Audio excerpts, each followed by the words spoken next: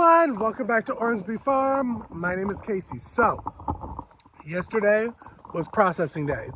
Let me tell you, I ain't never been so sore or tired in my life. But it was a very successful day. We did 31 meat chickens and 7 or 8 meat turkeys, because the day of the processing day, I sold a lot of breeding pairs. So we did have 17 and I sold a lot of breeding pairs and made that ching ching, okay? So now I'm walking you over to the freezer to show you what we got in the freezer. And then I'm gonna show some footage from yesterday. Listen, there's not gonna be a lot of talking on it because I'm not gonna show a lot of the sound. We'll have some nice little music in the background. But I wanted you to see the processing day, and then we'll come back and I'll meet you up where we process and we'll talk about what I learned. So let's walk over to the freezer, but let's first roll that intro. I'm coming home.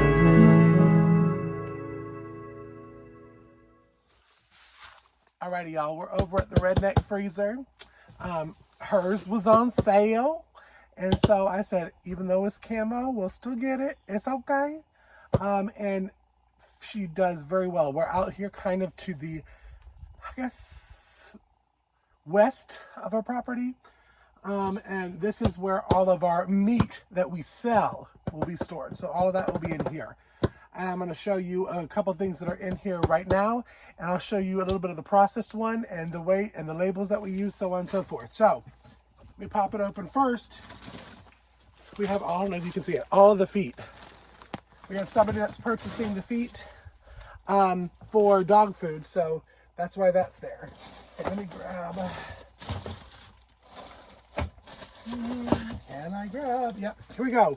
One of the chickens. So the chickens turned out to be roughly about 4 pounds, which is a good size. And so this one right here is about $18. So at least, I don't know if you can see the label. Maybe if I didn't have it upside down. So these are the ones that we'll be selling at farmers markets. I'll tell you, I learned a lot from processing these chickens. The chickens were the easy one. The turkeys, not so much. So we got a lot of them in here. We kept 17 of the turkeys for ourselves, and that's inside. But the ones that we're selling, we have about 14. We wanted to test it out, see if the market was good for where we sell it, and we'll go from there. Next year, we'll do more. What we have next, chicken, oh, here we go, is one of our turkeys. Our turkeys ended up being anywhere from like 7 to, I think we had a 10-pounder. They were rather small, but I mean, they're not a commercial chicken or commercial turkey.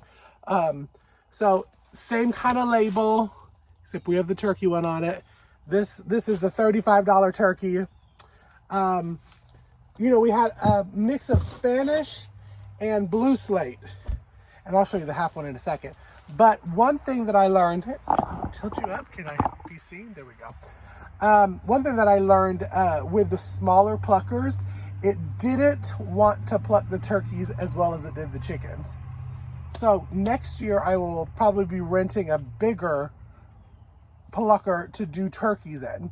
Also, because of the Spanish turkeys having those dark brown black feathers, it left like a discoloration where some of the feathers came out. It's not feathers because we plucked all the feathers. It's kind of like a black spot that's just on the skin. So it looks, let me see if I can find one that has that. Here we go. This is our bigger turkey right here.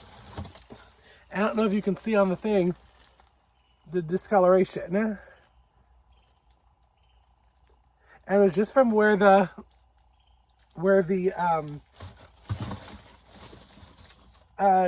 basically where the feathers were. It was so crazy. Y'all, you know, I kept some backbones and stuff for broth. And I want to grab one of the half ones. Here it is. And we did the half turkeys too. Half turkeys, this one was about 3 pounds. Good meat right there. That's some good meat right now. But yeah, let me try to get all my stuff organized a little bit better in here. It was looking nice until I was playing in here doing a fool. There we go. So yes, and I'll show right here, I'll show a video of everything in it. But let's walk up to where we processed and talk about what I learned. All right, so I'm gonna show you here a little bit of aftermath as I'm wiping away cobwebs, literally from overnight. I'm gonna show you a little bit of the aftermath of how it looked after working all day on the processing. Now, before we get into the very end of the video where I show you some of the footage, I'll tell you one thing that I had learned is I see why people do the Cornish Cross, because they really don't have as much of the feathers as a normal chicken had. Now, we had 2 roosters that we decided to process with the Cornish Cross, and it was harder getting their feathers off, and they weren't that much older. I think they were probably maybe 17, 18 weeks than the Cornish Cross were, just because they didn't have a lot of feathers. The turkeys were even harder than that. Like, after we scalded them, we had to pull out tail and wing feathers before we put it in to do it for just a couple seconds before we were able to, you know, process and do all of that stuff. And when I tell you there are so many flies over here on these feathers, what I'm doing with that is I'm just pouring it out, and I'm going to try to mow right over it and see if it cuts them all up and fertilizes it. We'll see. Who knows? Who knows what it's going to do? But I learned that about the Cornish Cross. My job yesterday, now I did learn how to do each part of it. So at the very beginning, you'll see that besides we had our prayer, that my friend Robbie over at the Way Farm showed me and Marcus actually how to process at the very beginning, how to finish off the birds. We used feed sacks that we kept. One of my friends had told me that they used the feed sacks, especially for the turkeys. They worked fine. I will be getting kill cones next year, because it was a little much. A little bit of the chickens falling all the way through, going crazy. Anyways, that was that. I did also learn that I probably, well, next year it will be the American breast, which I'll have different videos on the American breast right up here. I could have gone one more week, I think, because about 4-ish pounds, 4-ish, 5-ish pounds. It's good for us. We'll see how they sell. But I could have gone one more week, which would have put them a little bit heavier, which would have been a little bit more money to sell them. But who knows? I mean, our clientele base may like the 4 to 5 pound chickens. But my job was taking off the feet, taking off the head and the neck, and pulling all the guts out, which was, it was something. It was something, y'all. But I got really good and really fast at it. And I'm so grateful to my dear friend Monica and Eric over at Bland's Promised Land Ranch. For one, Eric has a video, which I will also leave up here, on spatchcocking your turkey, which we did, which is how we have the half ones, and the equipment that he uses. But also Monica gave me her recommendation on what they use for their processing days knife-wise, and they worked wonderful. They absolutely worked wonderful. So that was great. Let's see, what else? Oh, I will be getting one of those little propane grill things to put the scalding pot on. We used Marcus's trailer, which worked wonderfully. But as you know, a trailer is, let's see, it's a little bit higher on this side where the pot's where we did the turkeys, in that big old pot right there. And then we did a smaller pot on this grill. Where is it? Right there. For the chickens. But I'll probably get one of those propane grill with the big fryer pot thing for next year. So live and learn. We put up an awning, a little tent, as you can see. And why are there spiders all over my stuff? Oh my goodness. And we brought my tables up, and that worked really well. We did feathers in a kiddie pool, which you will see in the video. That was the only thing, is when I say flies are all over the feathers right now, I'm looking at it. It's pretty gross. And I'm just gonna, again, pour it out, line it all the way down, then get my riding lawnmower and drive right over it on the lowest settings and chop it up to fertilize everywhere, because hopefully very soon these flies will be gone because we'll have cooler weather. We're still getting pretty warm, as you can tell. So yeah, so without further ado, let's go in and let's see some of the footage from processing day.